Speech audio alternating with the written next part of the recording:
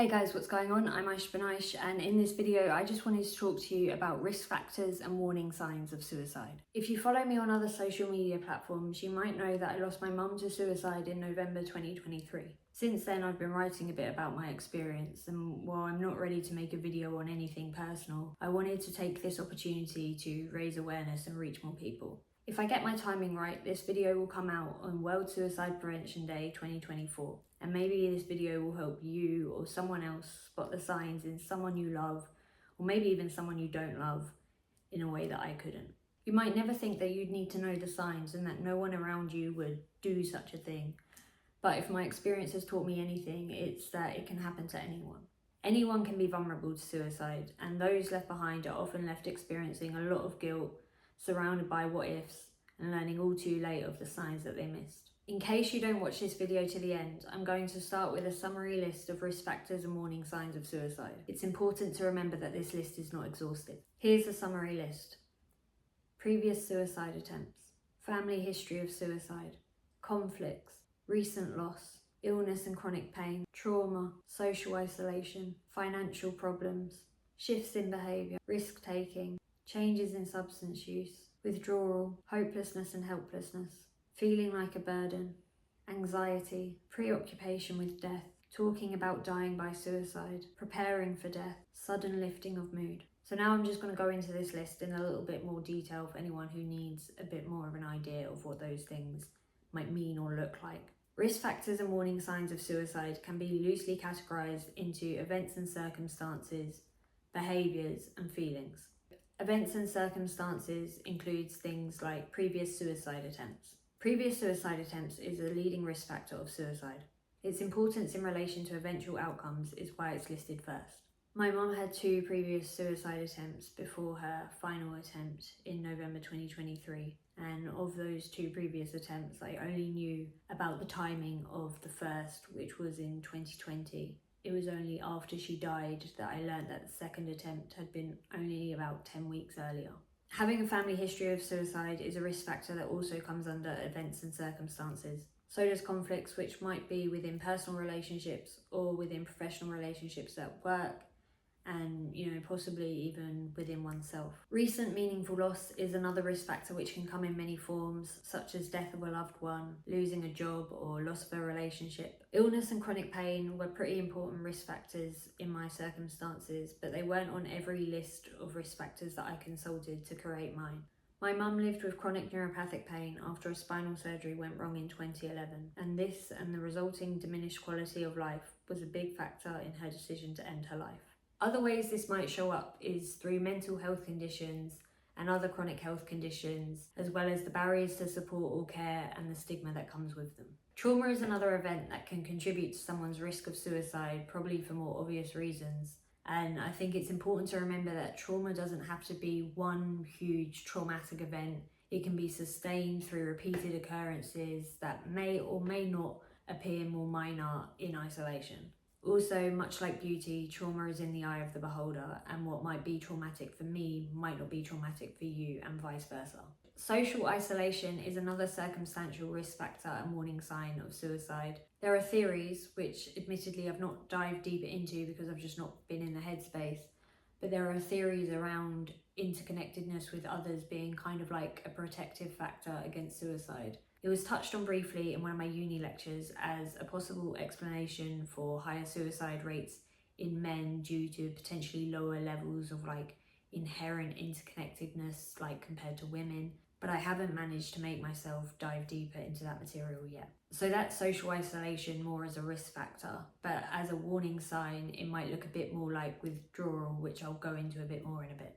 Financial problems is another circumstantial risk factor for suicide. Anecdotally, from the books I've read and the stories I've heard going to suicide bereavement groups, this seems to be more common among men, but I wouldn't say it's exclusive to men just because I'm sure it's not. It's just anecdotally seems to be more common in men. I do think financial problems as a risk factor and potential reason for suicide is a really important one to remember, because it is purely practical and goes against the narrative that everyone who completes suicide has mental ill health and suicide is a result of mental ill health, and that's just not the case. And this is quite a common example that illustrates that.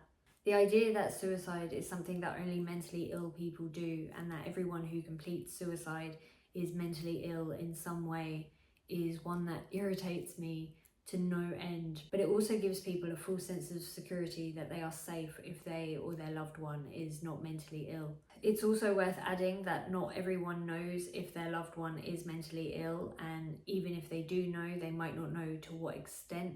Behavioural signs include things like shifts in behaviour, such as increased risk-taking or self-destructive behaviour.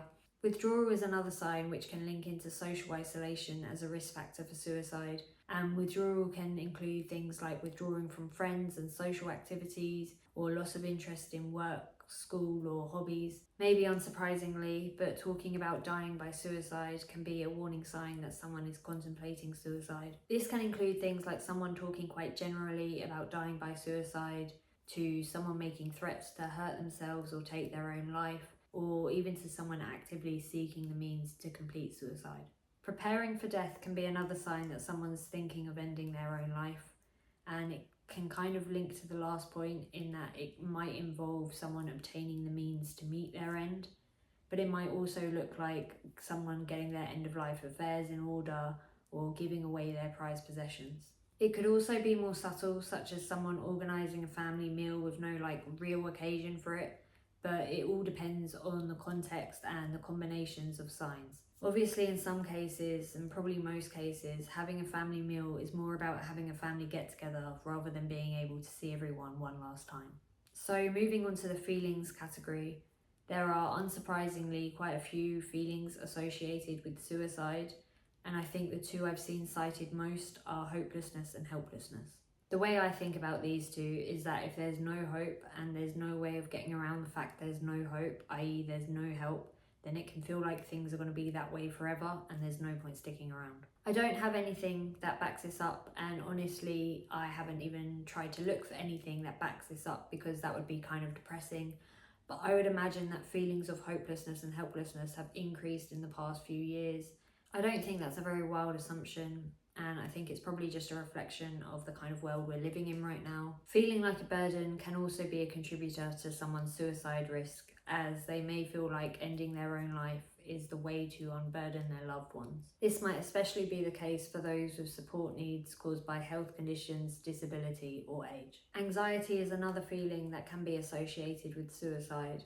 It might be that anxiety makes suicide feel like the only way to stay in control, especially when it's around uncertainty, but it might also be that suicide feels like the only escape from the mental and physical experience associated with being anxious. Preoccupation with death is another risk factor and warning sign of suicide, as it may be something that's considered more easily, or may be seen as a means to escape a more mentally or physically taxing natural death, such as when someone is ill. It might seem contradictory, but it's often said that contemplators feel a sense of calm after making their decision, and that those who usually appear quite depressed might feel a sense of relief after deciding, which is reflected in a sudden lifting of mood. None of these signs alone or in combination are certain indicators that someone's contemplating suicide. It's important to consider contextual factors and what's normal for the person in question, but when the risk is high, I'd say it's better to err on the side of caution. One of the books I read after my mum died, Dying to Be Free, even encouraged asking directly if someone's considering suicide, and said most people answer honestly.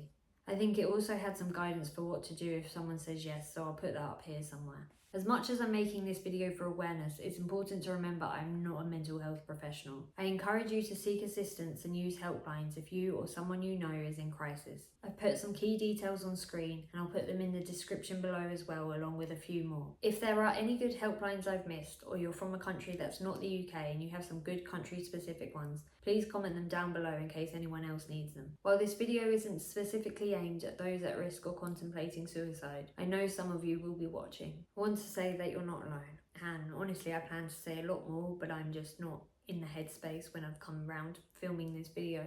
But I get it, and I just want to leave you with two things. I'm not of the opinion that suicide is selfish. I think people who think suicide is selfish are selfish, because even when someone has gone to such an extreme as to take their own life, they're thinking about how it affects them. But I can tell you firsthand that it fucking sucks for those you leave behind, but that doesn't make it mean it sucks any less for you, and I know that. And the second thing is something that I've been flipping around my head when I get in that space, and I've heard it in many forms, and I don't know if it has any weight to anyone, but if it does, I feel like I should share it. But the most recent way I heard it was in a quote from a book, and it said something like, the great thing about suicide is it's not something you have to do now. It will always be there later. And I've heard this in other forms over the years of just wait and wait. And it made me think about things I've read about how most successful suicides are impulsive and done in the moment. And, you know, I've been in that moment and time has passed and life has not gotten any better. But my mental state changed. It feels really trivial and I feel quite stupid saying it. Just try and get through the next 10 minutes. Maybe phone a helpline, have a shower, watch a YouTube video, but maybe in 10 minutes you'll feel different, even if nothing's different. A lot can change in your mind state when you're not focusing on it.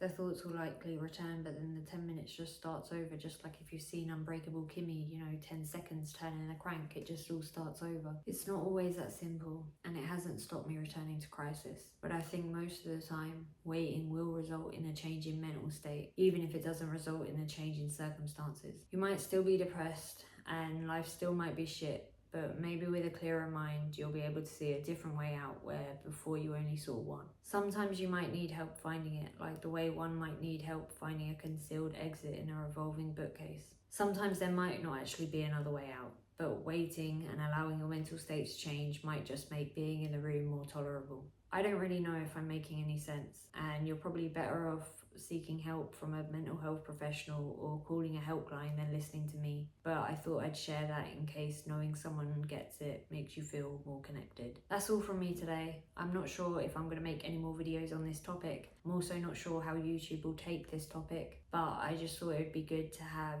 this information in another place, and hopefully it will do some good one day. Thank you for listening.